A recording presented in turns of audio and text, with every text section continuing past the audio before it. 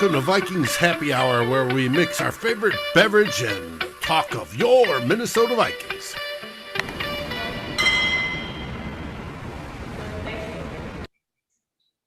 Hello and welcome back to another week's edition of Vikings Happy Hour. I am stoked this week for our guests. We have Stephen Turner joining us from ESPN's 102.7 The Game out in Kentucky. How are you doing tonight? Oh, man, I'm great. Thanks for having me and really looking forward to it, man. Yeah, I am. We got a lot of fun stuff to talk about with Stephen, so everyone stay tuned here. And then we got Ryan. Ryan's back another week. I'm going to have to start calling him my co-host for how many times he's hopped on here. How are you doing, Ryan? Doing great. Yeah, enjoying another great beer from Angry Inch, as always. So, I went down there earlier today, and they said that they're in the liquor store now. So they're over at Top 10 Liquors in Rosemount. So if you're ever in Rosemount or in Lakeville, you can get some good beer. There you go. I'm just sipping on I tried a vodka sour tonight. I wasn't really feeling a beer thing, so rolled with the vodka sour, and you know what? It's not too bad. It's kind of refreshing. Steven, you got anything? You drinking anything? Got my Buffalo Trace. Got to keep it real in Kentucky. Got to go bourbon, man. Absolutely. Well, I appreciate you all joining me this evening. It's kind of, we're in that time frame where we're starting to hear some rumors about players, but for the most part, it's pretty boring, right? We just speculate. But we will continue to do that on this show. And a main reason that, Stephen, that you are here tonight is to talk about someone who I've mentioned in the past. We've seen it on Twitter a little bit, but Keelan Cole, an impending free agent, was with the Jacksonville Jaguars, and Viking fans have kind of connected the dots and said, hey, maybe that's a receiver we should go for to fill our wide receiver 3 spot. We've seen rumors out there about it. Half the fan base is split. They just want to draft one. They don't want to sign us. Tell us about Keelan Cole, how you know him, and any stories that you might have. I'll let you kind of take it away. Yeah, Keelan, I think he'd be a great fit. Keenan McCardell is really the connection that I draw to Keelan. And I knew Keelan. He started covering Kentucky Wesleyan football, which is where he went to college. Here in Owensboro, Kentucky. They're not known for their football. They're a miserable football school, but they have 7 championship banners in basketball. They're one of the most winning basketball programs in the nation. But we started covering. Nobody really covered their football, and so at 102.7 The Game, we picked them up in 2015, which was Keelan's junior year. He'd already came off a pretty good sophomore year. And knew a little bit about him, just reading about him as a sophomore. But he was recruited into Wesleyan. Wesleyan doesn't give scholarships. I mean, they didn't. They do now, but they did not at the time. And he was recruited in as a guy to play defensive back from Louisville Central High School. And I know Coach Holzclaw, who coached him at Wesleyan, very well. And he brought him in. He said the first couple of practices, they saw the potential at the receiver spot and thought, we're just going to throw this guy wide receiver and see what happens. And he had a pretty good quarterback his sophomore and junior years at Wesleyan. Actually, the quarterback now plays overseas professionally still to this day, Dalton Oliver, pretty good quarterback. And we picked him up his junior year, and he had a career year. I mean, 24 touchdowns, I think, as a junior at Kentucky Wesleyan at the Division II level, which for Wesleyan, they're normally 10-game schedule, they 1-9 at best. Sometimes 0-10. And Keelan was the kind of guy we covered him from a little bit. We covered their games as a junior, but we didn't dive into him until his senior year. We had a coaches show. We'd have Buffalo Wild Wings came on board, and we had a bunch of fans out to Buffalo Wild Wings through that summertime when they were getting ready for football season. They had the Raiders, the Jets, the Browns were in town. It's a lot different for Kentucky West. They don't get that attention very often. So started to take notice this young man. And what I noticed about him right away is just visiting their practices and whatnot. He's the kind of kid that would stay an hour after practice catching balls or, just working on everything he could possibly work on. And he was extremely humble. I mean, we had him on with us to do interviews, live interviews at Buffalo Wild Wings multiple times. And you would never know that he was the star player. I mean, he was just a great kid. And there was things that he did his senior year at Wesleyan that it blew my mind, because he lost his quarterback at that point. They brought in a new quarterback who, I mean, he had arm talent. The dude could throw the ball 70, 80 yards. I mean, he had amazing arm talent. Didn't look like he did much film homework, and his offensive line it made the Vikings offensive line look all pro. I'll just say that. It was an awful, awful group. And I mean, Oh, man. You see this guy, and the best play in the playbook was to take a 3-step drop out of a shotgun, just throw it as far as he could to Keelan, and it worked. I mean, you look at the numbers he put up as a senior. I believe he still had 16 touchdowns as a senior when he was pretty much the only player on that offense. And there'll be multiple times where you think, oh man, Keelan hasn't done much today. They can't get the ball to him, and then they just throw one out there. You go get it, kind of Randy Moss-esque at a Division II level. And just dominant. I saw defenses that I've never seen. They would shade a safety all the way over to his side with 2 corners over there on top of him, and they still couldn't stop him. And I knew that he was talented at that level, and I thought that he could probably catch on with an NFL team as a practice squad player, but I really didn't know. Just seeing the competition he was going against, how that would translate. A guy that just walks onto a school like Wesleyan. I mean, how talented is he really? I mean, with Vikings fans don't know anything about a guy like that, like Adam Thielen type of guy, right? So, in talking to him or whatnot, the season had ended. He'd put up these nice numbers, and he started going to draft camps and whatnot. So we had him on talking about the camp circuit, and I could tell just talking to him behind the scenes, he was kind of frustrated at not getting much attention. I was trying to get his name out as much as I could. Talking to Jordan Reed a lot about, hey, check this guy out. It's hard to scout a guy because he's not playing great competition. But, right. All in all, he went up. I think he was at the Vikings, a regional combine, and did really well there. And then he went down south and did a combine there. And knowing he's not going to get drafted, but maybe get picked up on a roster. And the Jaguars took a flyer on him. And I remember – the first mini camp, the rookie camp, right after the draft, he called into our show and talked about working with Keenan McCardell, about how, he looked up to Keenan McCardell his entire life, and to get to play under him as a coach, he loved that opportunity. And I know that whole first year, that's why I think the connection is there with the Vikings, because I know that first year he was extremely close with Keenan McCardell. And I know that, he was a guy that came in, and I saw an Adam Thielen path. I thought, well, best case scenario for Keelan is he's going to jump on a practice squad.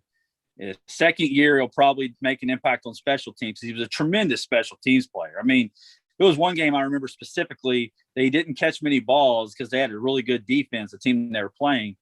And he was a punt return guy. They kick a punt down inside the 5-yard line. It's a no-go. You should never touch the ball there. He runs back, picks it up against 3 defenders right in his face. He goes untouched, about 96 yards for a touchdown. And those are the kind of impact plays that he made at Wesleyan. And so, just knowing that potential, and I just thought maybe still at an NFL roster, you think that's very difficult to make for a guy like Keelan. Well, he goes in right away. And I know I was following all the Jaguars beat reporters on this guy. I'm a big fan of him. I thought he was a great kid. I just wanted to see him succeed. I thought it'd been a great story. And following him through the Jaguars camp, that rookie camp, the mini camps, he was the first player there, last one to leave. And I think he made a big impression. Tom Coughlin was there running the team at that time. And I know that it made a big impression on Tom. And you make a big impression on Tom Coughlin. I think that says a lot. And that's Mike Zimmer-esque too, right? Like that kind of mentality, right? That old school mentality. Absolutely. That hardcore, everybody likes a hard worker.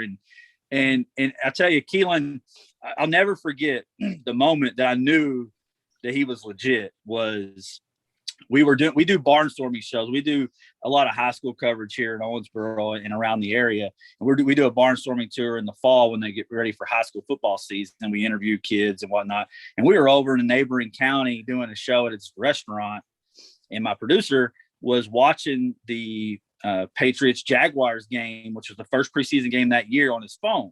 And we're in the middle of the show, and I'm interviewing a kid, an offensive lineman from Muhlenberg County, Kentucky. And my producer just breaks in. I mean, in the middle of this interview, is like, "You got to see this." We're in a live radio show, and he's like, "Keelan just went 97 yards on the Patriots, his first play, over the top, flew right by the corner, just like I'd seen him do at Division II." And right then I knew, I was like, this young man is going to be all right. And he was so good that preseason as a rookie, as an undrafted rookie. He didn't even play the fourth preseason game. He had made that much of an impact. He was a lock at that point. He was a lock. Yeah, you knew he was making the roster. So they wanted to protect him in the fourth preseason game, which is almost unheard of for an undrafted rookie. And he finished the year that year as a rookie, as one of the top rookie receivers in the NFL. And over the last month of the season, he was dominant over that when they had that really good run, I think in 2017. So I just think when you look at Keelan, a lot of things the Vikings need. Vikings fans on Twitter, I know they're harping on the 3 wide receiver. Got to have a third. I'm not as big on it. I think we run the football so much. It's more of a depth spot for me. But I think you look at Keelan, I think he has tons of untapped potential because he's been playing in Jacksonville. No quarterback play there, really much at all. The receivers have been pretty good there, but they're not Adam Thielen, they're not Justin Jefferson. And I think if you plug to Keelan Cole, I mean, you're looking at a very high ceiling for a young man that's 27 years old, probably not going to make a ton of money.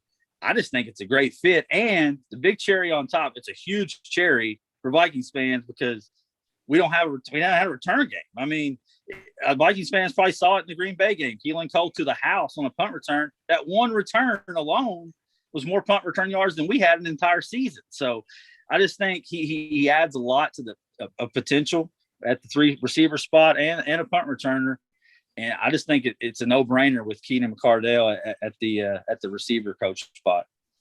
Yeah, and I think a lot of the things that you bring up, obviously, they're a need, but that hardworking mentality that you've talked about, that underdog role, right?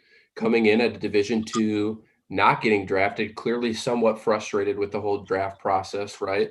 Finally getting his chance, proving people wrong. Like, that's what Zimmer loves in his players. Like, he wants those underdogs. I think when you look at Keelan Cole, and the only reason I even know about him, to be honest, is I actually traded Ryan for him in one of our dynasty football leagues. And he had a good last half of the season. And I actually went back and looked at all his stats since he's with Jacksonville, and they're phenomenal. But that's the only reason I really knew about him. And I kind of saw him posting these good numbers, and I was like, this is crazy. And then find out, Vikings maybe rumored to be interested in him. And I just think he checks all the boxes for kind of what we're looking for. And I know fans, and Ryan, I'm going to let you speak to this one a little bit, but I know fans are out here saying, like, we don't need to sign a wide receiver 3. Why sign one? Because the draft is potentially more loaded than it was last season in terms of wide receiver position. So why should we go spend money when we have other holes to fill when we could just draft a rookie? What do you say to that? Yeah, I think that it doesn't have to be an either or approach. I think it could be a both approach. This draft is loaded with talent, and I don't think a Keelan Cole signing necessarily equals to not being able to draft a receiver. And again, this receiver class is deep. I mean, you can go early with one of the top guys. You could go in the mid rounds with very talented guys from Daz Newsome from North Carolina.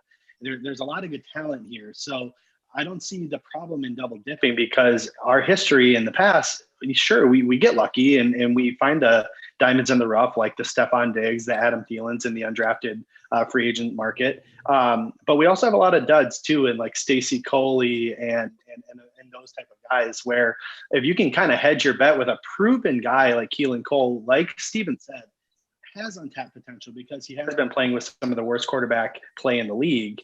And at very worst, you get a solid punt returner. I mean, I don't see how that's an issue unless he's going to be making big time bucks, which again, I don't think he's going to demand that in this market, given what we know about the salary cap situation, as well as just his play. I know he's put up good numbers, but it's not like he's putting up multiple 1,000-year seasons, right? So I think that you can get him at an affordable cost. You get a punt returner at very least, and likely a wide receiver 3 or a wide receiver 4, and you can never have too much depth.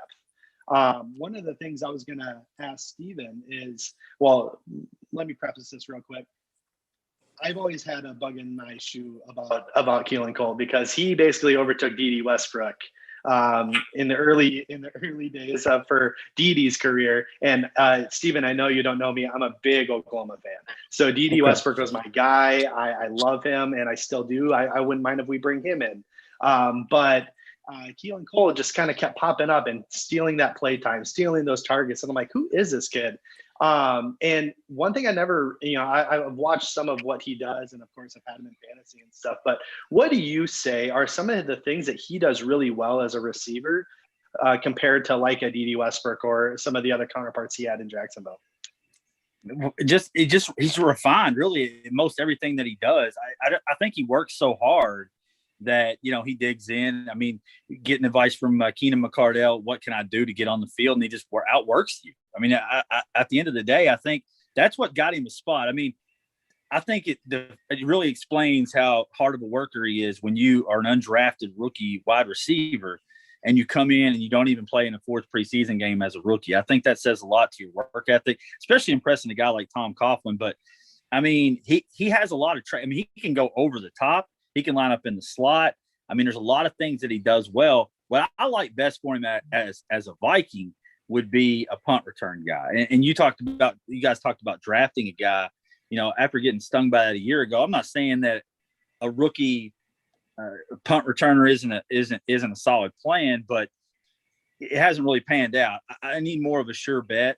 And I think Keelan has proven, I mean, to at least be sure-handed back there. He has a little bit of explosiveness to him.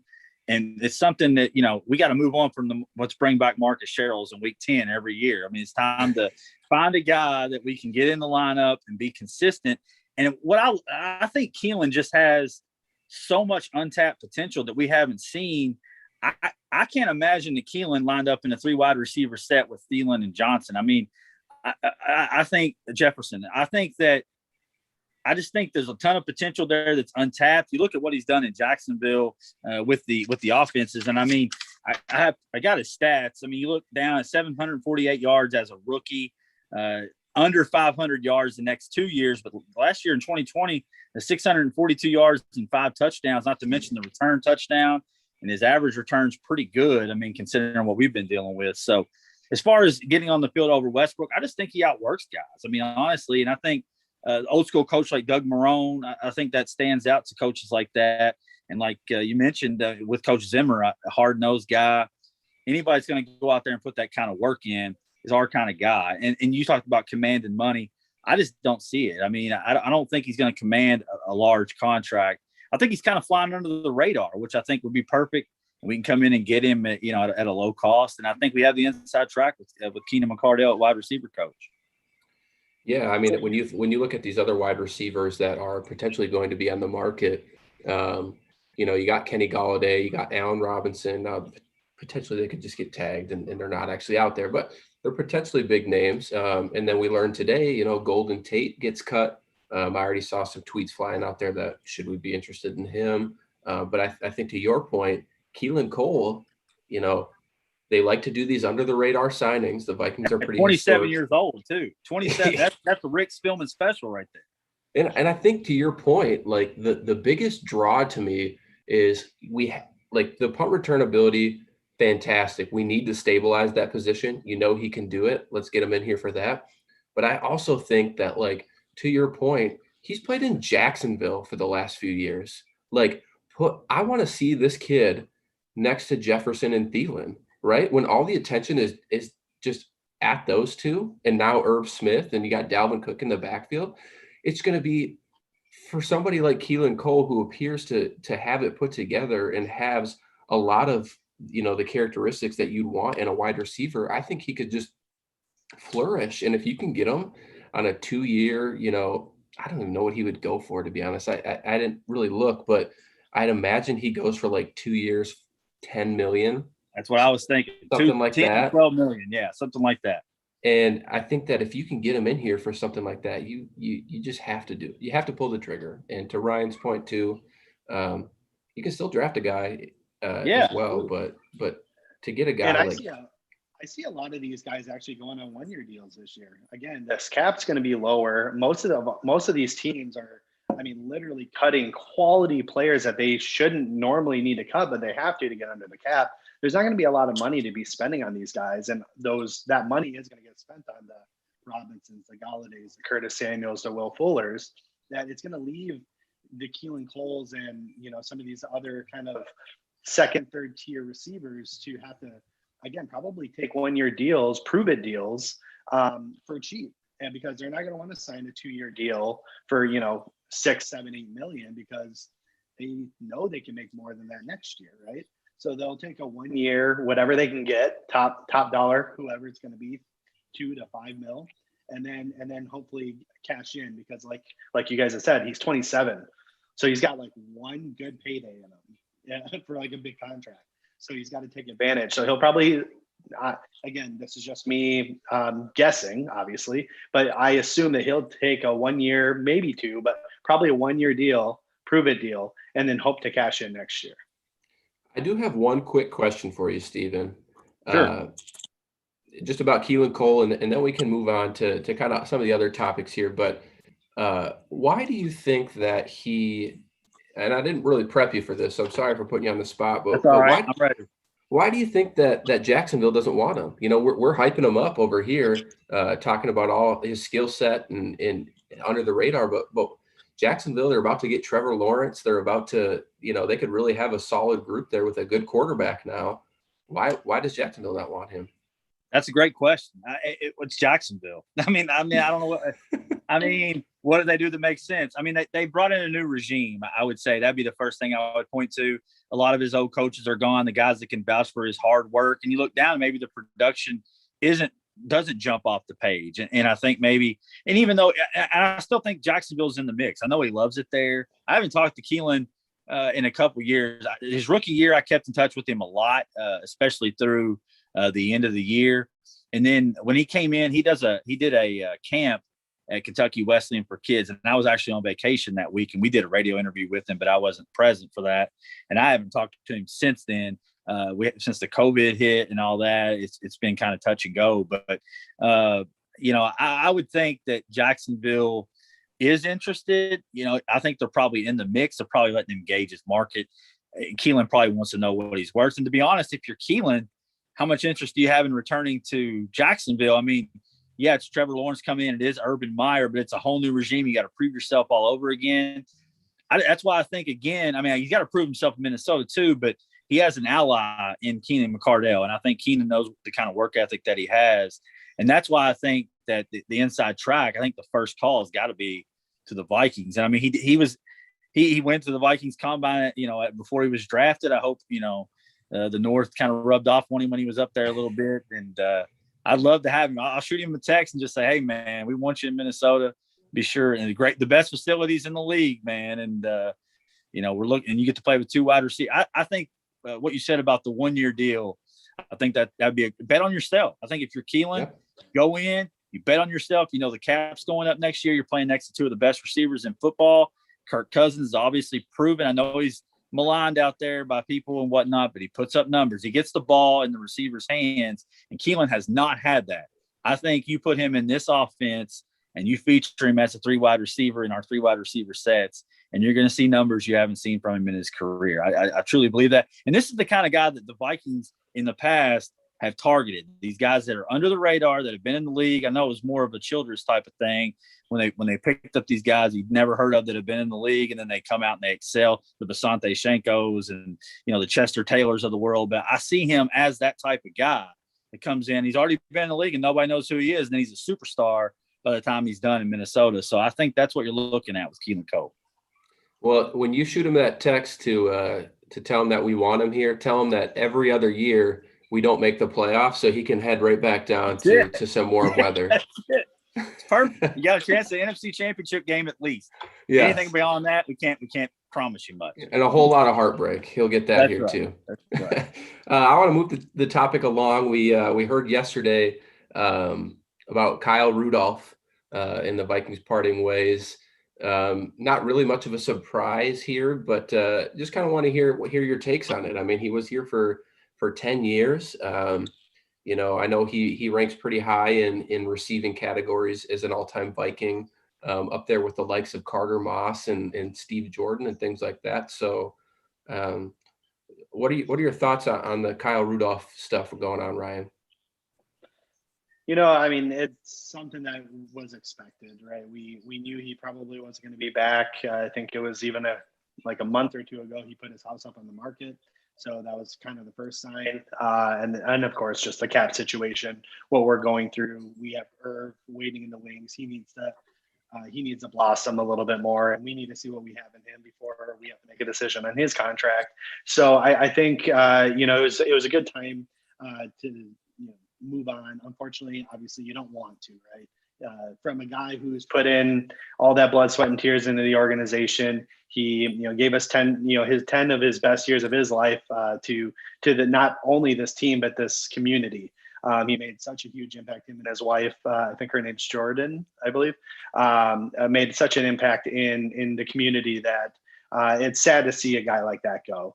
I don't think it's a surprise. And again, you hate to see him go. You wish him the best in his next stop. He might be joining Diggs here. That's one of the potential destinations. So hopefully he has an opportunity to go win a ring elsewhere. And thrive hopefully in an offense that maybe will utilize him a little bit more than we did here. But yeah, I mean, like I said, respect to him. I love what he brought to this organization, the leadership, the touchdowns, the fun one-handed catches, clutch catches like that New Orleans game, and a couple back of the end zone touchdowns, one-handed touchdowns. Those are all fun. So he's given us some good memories. He's given a lot of kids in this community a lot of hope and a lot of love. And I think that we need to appreciate and applaud him and celebrate him versus tearing him down for not breaking tackles and not being the fastest guy in the field and not putting up the biggest numbers recently, because I see some of that on Twitter. And it's, again, let's just appreciate the man for what he did in the 10 years he was here.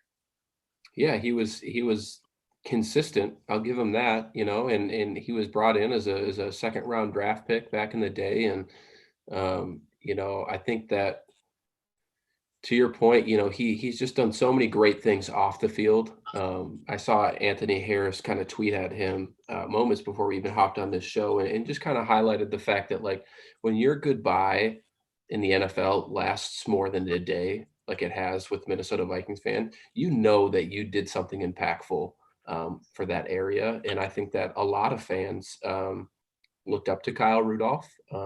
He was always that constant in their life as the quarterback door was constantly changing, and head coaches a little bit. Granted, he only had a couple, but he was that constant for a lot of Vikings fans over the years, and a fan favorite. So any thoughts from you, Steven, on Kyle Rudolph? Yeah, his career in as a Viking may be ending, but his reach in Minnesota is going to last a long time. I mean, the stuff he's done with the hospital, off the field, and I think that's something that even after his career is over, he'll come back to, and he'll always be a Viking. I'm a huge Notre Dame guy, so I watched him at Notre Dame. I was thrilled when we drafted him, and the clutch moments. I mean, you talk about clutch. I mean, the Saints game. A lot of people aren't going to remember the big catch he had to get us in field goal range against Seattle, because it was followed up with the bad missed field goal. But, it seemed like when the game was on the line, man, he stepped up and red zone targets. That's something that we're going to miss. I mean, and just his leadership, and that's, he's just beloved by everybody, and you can't criticize. I mean, yeah, you maybe didn't break as many tackles as you would like or whatever, but the dude's a class act on and off the field. And whether he's playing in Minnesota or he's playing in Buffalo or Cleveland or wherever it may be, the work he's done off the field is going to have impacts for years and years and years. And that's something that transcends football. It's way bigger than football. And those guys don't come around very often. So, I think Vikings fans, and they'll cheer Kyle Rudolph unanimously across the board. As long as we're not playing them, I think we'll cheer for Kyle Rudolph to get a ring, because he absolutely deserves it. He's 100% professional. Yeah, absolutely. I totally agree with that. And, I know you mentioned kind of the skill set he brought. I know when he came into the league, he was mainly just a receiving tight end, right? His blocking needed a whole ton of work. And I'd say by the time he finally finished his career here in Minnesota, he was a damn good blocker. He worked his ass off to kind of get to that point. And, to your point, I think all Viking fans will root for him wherever he goes. I would love to see him win one with Diggs. But that's just because I'm a Diggs stan. I'm a Diggs guy too, man. Diggs guy all the way. So I hope the best for him. Fantastic person, fantastic player. And I'm sure in a few years we'll get him back here on a one-day contract to retire a Viking. So for sure. Someone who He's I a Ring don't of see. Honor guy. Ring of Honor guy for sure. He definitely is. Someone I don't see retiring here, and it was brought up last week, but it's Anthony Barr. And I want to touch on him because we just recently heard that maybe he's unwilling to restructure his contract to kind of give Vikings cap relief. Now, if you cut him this year, if he doesn't want to restructure, fine, whatever. It's a $7 million cap savings and I think a $7 million dead cap. So yep, it's nothing really. Whereas if you restructure him, you kind of lose flexibility down the road because I know you could cut him next year and save a pretty penny as well. What are your thoughts, Ryan, on just Anthony Barr in general as a player, and then just his unwillingness to restructure? One quick note before you answer: I find it odd that he won't restructure when the only reason he's here is because somebody else, a leader on this team, Everson Griffin, restructured his contract back in the day to let him stay. So is it a selfish act? Is it, I'll let you kind of take it from here, but give me your thoughts. Yeah, I mean, to what you said, I think it would be silly for us to want to restructure. He is one of those players that apparently does a lot more than we know as the average everyday fan for the scheme that we run. And you did see that this year when he wasn't playing and our run defense suffered, quite a bit. And obviously I know there's other components to that with Hunter being out, Kendricks being out for roughly half the year or so. Rookie corners, all of that. There's a lot of factors, but Barr's leadership and what he brings to this team from a ability to run different zone schemes, run different blitz schemes, all of the different things that he does for the team, he is a very valuable piece. So to your point, sure, yeah, you can cut him and you can gain $7 million worth of cap space. But now what do we do with that position? We don't have somebody waiting in the wings. Eric Wilson's a free agent, so we can't rely on him. You can go sign somebody, and that might be a viable option. A guy like Kyle Van Noy or Jamie Collins or somebody like that might be able to fill in that void similar to what he was doing. But we don't know, one, if they're going to be that affordable, and two, if they can fill that void as well as he can. So that's kind of a tough call because there's a lot of risk there, And then from a restructure standpoint, now you're just kicking the money down the road. So now we're locked into him for more years. We don't have as much flexibility next year when we might need it, given the fact that Kirk's contract's his cap hit's going to balloon up to 45 mil. So what do we do there? We're going to probably have to save somewhere, and by restructuring this year, it's going to be hard for us to be able to do anything. So I say we let him play out this year, see what he does. If he can come back and play 100% and give us some more stats that we're not used to seeing out of him, as well as being as productive as he has been in the run game. Again, I know a lot of people give him crap for that Rams game where he got destroyed by Cooper Kupp all night.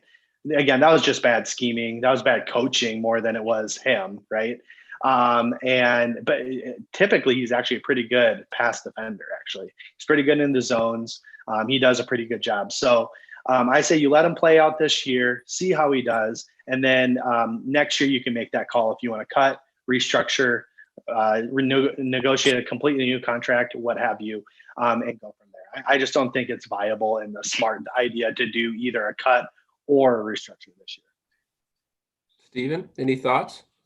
Yeah, first thing, I don't necessarily know that Anthony Barr is worth $15 million a year, but I'll tell you this: a lot of Twitter experts out there act like they know more about defense than Mike Zimmer, and that's just not true. I mean, I'll take Mike Zimmer all day, every day, and I think that's his guy. I think Anthony Barr. I think when you look at the history and what they did to try to get Anthony Barr back, I think it tells you how valuable that Mike Zimmer thinks he is to the offense. And I'll take Mike Zimmer's word over it all day, every day. And now, do I think the team would like for him to restructure, maybe try to help the cap situation in its cap press year? Probably. I mean, they probably would, but I can't hold it against Anthony Barr. I mean, if they walked into my office tomorrow and said, "Hey, we're going to cut your pay by blah blah blah, so we can bring another person to help you do your job," I don't want to lose the money. I'll just, it is what it is. And so I agree, with Anthony Barr, and if he doesn't want to take, and I don't necessarily know, like you said, I don't know that it's a good idea to restructure. I mean, I think maybe coming off an injury, which is concerning, let's be honest. I mean, how's he going to bounce back from injury? I think those are things you got to wait and see. I think he does do a lot of hidden things. And if we cut him, it's $7 million in savings versus $7 million in dead money, which we've been good at in the past, but last year it was a high number of dead dollars there. So I think we bring him back at that amount for 1 year, see what happens. And if worst case scenario, if he underperforms, we let him go. But I think Zimmer holds him valuable, and I think you got to keep him. It's $7 million. What are you going to sign with $7 million? I mean, I don't even know if you can sign Eric Wilson with that $7 million. So, if people see the 15 million number and they think, "Oh, we just got to cut him because it's 15 million," but you're only saving 7. So what are you really going to get back after that? I mean, you're going to pay more to bring in somebody else. It's going to be a higher number. So I think you bring back Anthony Barr. I think he's very valuable to Zimmer's defense, and let's see what happens. I mean, he's been up and down. I haven't been a huge Anthony Barr guy, but if Zimmer believes in him, I got to believe in him too, as long as Zimmer's here. Yeah, I think the knock on him a couple of years ago was that it just looked like he wasn't giving much effort, right? It looked like he didn't really care when he was out there. Now, I don't know if that's true or not, but I do think that, we've heard, at least over the last year, and to Ryan's point, we saw it in front of our own eyes, just kind of what he does provide for that defense. He knows Mike Zimmer's defense in and out. He's lining up players where they need to be. And, I think, did Eric Wilson take that responsibility, or is that go to Kendricks? Kendricks. Yeah. And so now look at that. You got Kendricks and Barr in the same lineup again. They both know how to do that role.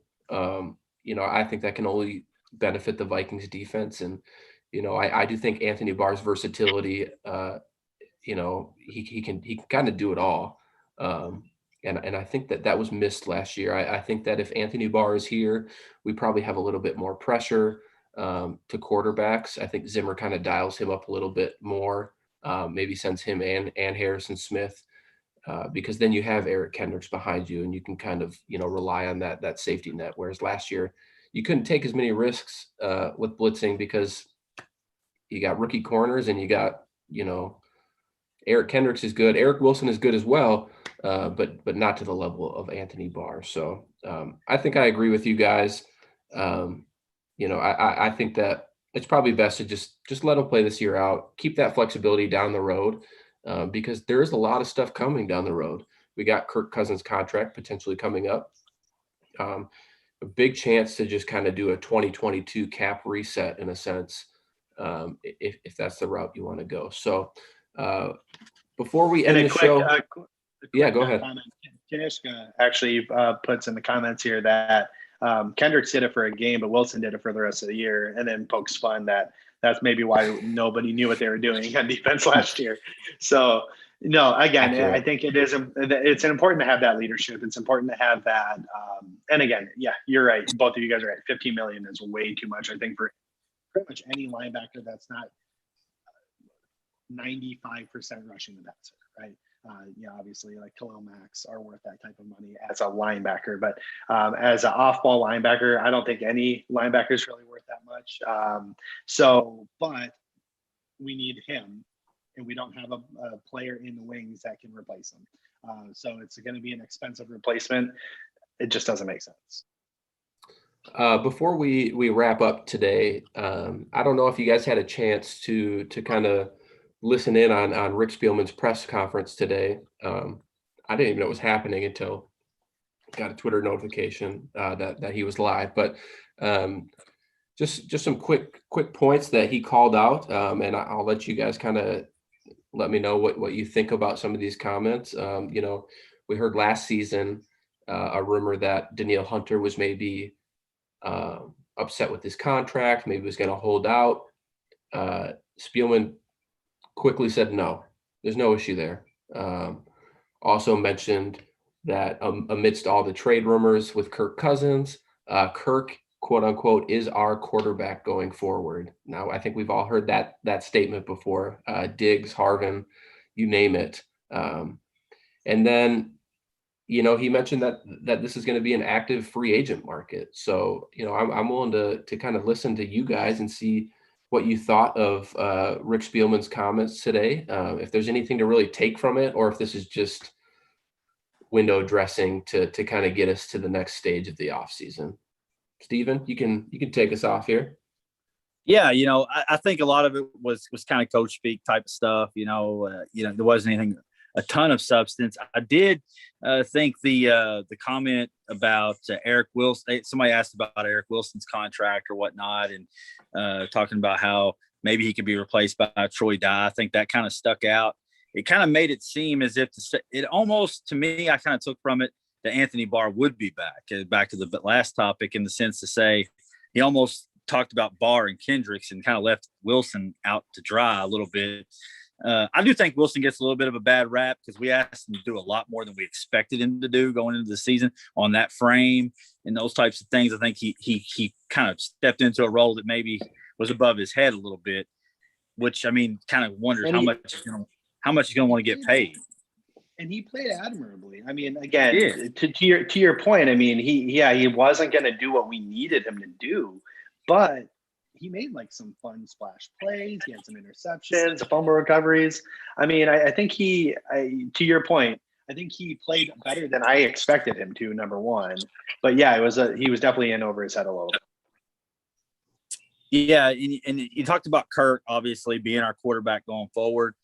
I don't take anything from that, really, to be honest. I mean, what else can he say? I mean, he's got to address the trade rumors. I mean, I don't think the Vikings are going to trade Kirk Cousins. I mean, if somebody was to come to the table with a Stafford-like deal, you have to listen. I mean, in the NFL, a quarterback has never won a Super Bowl making the percentage of cap that Kirk Cousins has made against our cap. So I think unless Kirk is going to play on a discounted Brady or Breeze type of deal, it's almost absurd to think that we could be a Super Bowl contender, because it's never happened before. Not to say that Kirk's play doesn't deserve that kind of money. If you stack it up against the league, it absolutely does deserve that kind of money. But those teams aren't winning Super Bowls. I mean, Aaron Rodgers hasn't done it. Russell Wilson hasn't done it since he got paid. It just doesn't happen. So if somebody comes calling with the first round pick and a third round pick, especially if it's like the 49ers at 12, and you think, hey, we can maybe package some picks and get up and get a rookie that we love a lot, you got to listen to that. And I mean, I know Rick and Zim are probably on the last year. I mean, they're on the hot seat. I mean, they don't produce, they may be out. So we may need to win. That may affect things. But if you look at the bigger picture, Kirk's money, and I mean, I know everybody talks about it and everybody's sick of hearing about it and they defend Kirk left and right, but it's never been done. And to me, if you're not trying to win a Super Bowl, I don't know what you're doing. So you have to at least think about the offers that are on the table, if there is any, and then move from there. Rick's not going to tell you that. I mean, he's not going to throw Kirk under the bus. He's went out and said Stephon Diggs is not going to be traded. Then he's traded him. So nobody is untradeable. And so I do think Kirk will be the quarterback next year, but I do, kind of take it with a grain of salt when he says those types of things. Other than that, the line Riley Reef, I know he commented on him, kind of sounds like questionable. Who knows? The cap, they don't even know what the cap's going to be right now. They think, he says he's working at 180 million, but I think it's probably going to be more in that realm of 185. So it just depends on what the offseason goals are and what they're trying to improve. I like to see Reef back. I think he deserves to be back after the way he played last year, but there's no way they can bring him back at the salary that he's set at. And I think, we could be in for a shuffle. I think worst case scenario, you see O'Neal kick to the left side, and I don't really want to see that, but this is going to be a tough year. And I think Spielman, that's the thing I took out of it most. his somber tone when talking about there's going to have to be some tough decisions. I think that's probably the biggest thing I took out of the press conference today is that there's going to be some moves made, and I think the team's going to try to free up enough money to make other moves because I don't think they're settled on a lot of positions across the board. There's a lot of holes on this defense. If they want to add a veteran corner, they want to improve the offensive line, and we need a 3 technique bad. I mean, it was atrocious last year, and until they make those improvements, we're going to be an 8-8, 9-win type of team. Ryan? Yeah, I'll go ahead and comment on a couple of things, but let me get to Mary's comment here quick first. She asked if we thought it was funny that Rudy mentioned Sam Bradford, Teddy, and didn't mention Kirk in his goodbye. So again, a couple of things from that goodbye letter that I found funny was that number one is the fact that Kirk wasn't mentioned. Again, there's probably nothing to read into here. I threw it out there on Twitter just to try to stir up the pot a little bit, and nobody really took the bait, unfortunately. But I just found that interesting, given the fact that Kirk was the quarterback he played with the longest in his whole 10-year career with us. Number two was the fact that he kind of threw Keenum under the bus, which inadvertently, by just saying how Sam Bradford was so talented that they would have won we would have won the Super Bowl in 2017 had Bradford been healthy, which I don't disagree with. I'm a Bradford guy, Oklahoma, obviously, but I just kind of felt like it was funny. He didn't mention Keenum, which again, whatever, but and he didn't mention Kirk. But so to answer your question, Mary, I did kind of think it was funny. I thought it was a little odd, but again, nothing to read into. I think there's just so many people you can thank in one of those goodbye letters that, I mean, it could be a novel for how many people these guys interact with. So I'm not going to read too much into it. To go to your question about Rick, so I'm not going to touch base on Steven's points because I agree with all of them. Spot on. I agree the exact same way you were talking about the reef and all the other points you made here. A couple of things that he mentioned going back to quarterback is they did ask if he would, consider looking at a quarterback in the draft.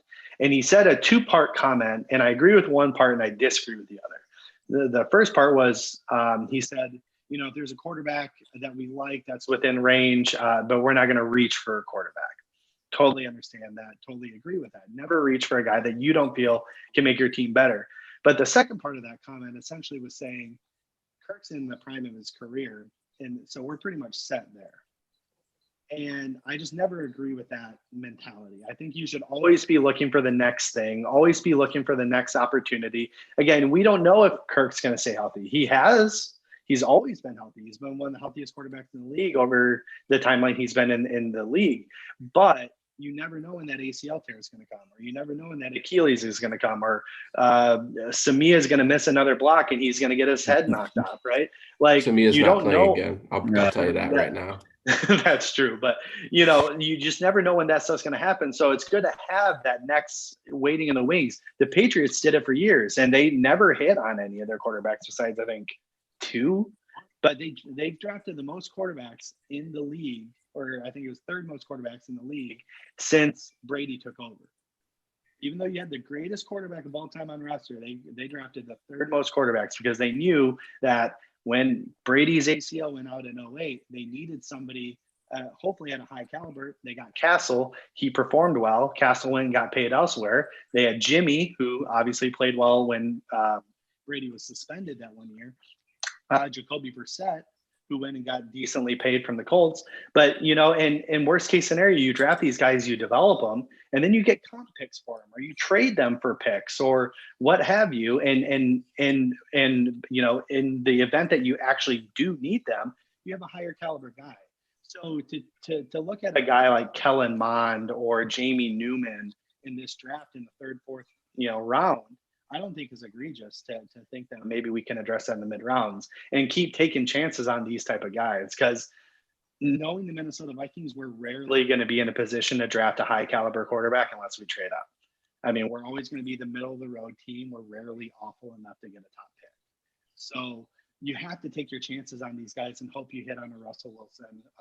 Obviously I'm not going to use Tom Brady as an example because that's again, just not in this world, but the Russell Wilsons, the Dak Prescotts of the world can be found in the third, fourth, fifth round. So another thing he had mentioned was which is, I think, genius, is the free agency and how we may attack it. He had mentioned that we might slow play this thing a little bit, try to see who's going to get cut, because people who get cut don't count against your compensatory pick situation.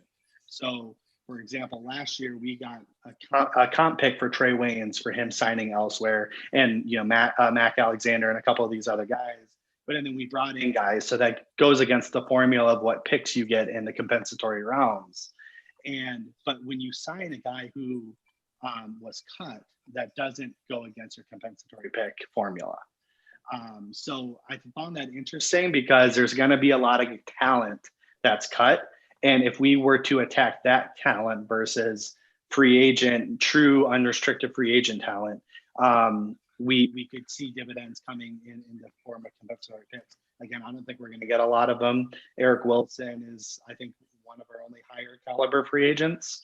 I don't think we have too many other high caliber ones. So we might not see any dividends from that. But again, it's just a way to kind of view that as well, which I think is just a smart way of thinking. Yeah, I totally agree. I think that Anthony Harris could be up there too.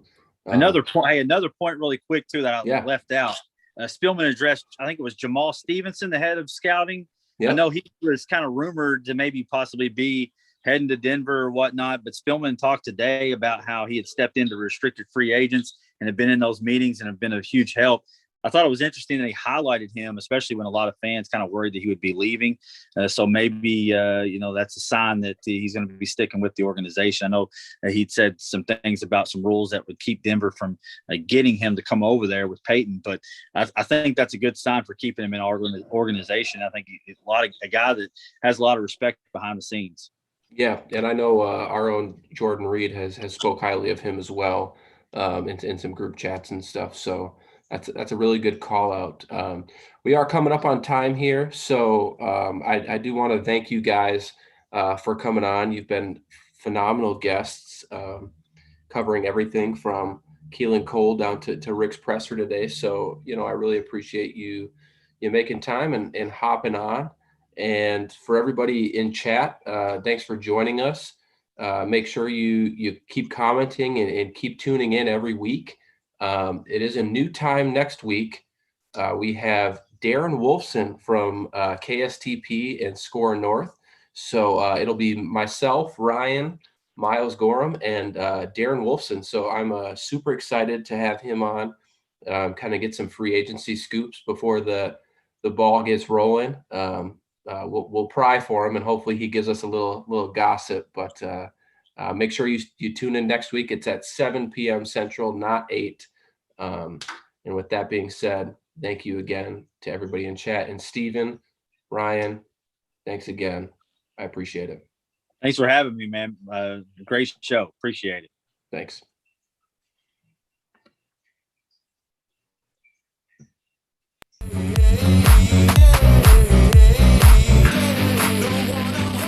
Thank you for watching or listening. As always, if you like, subscribe, and ring the bell for notifications. And if you're listening to the podcast, please rate us on your favorite aggregator. Skål, everybody.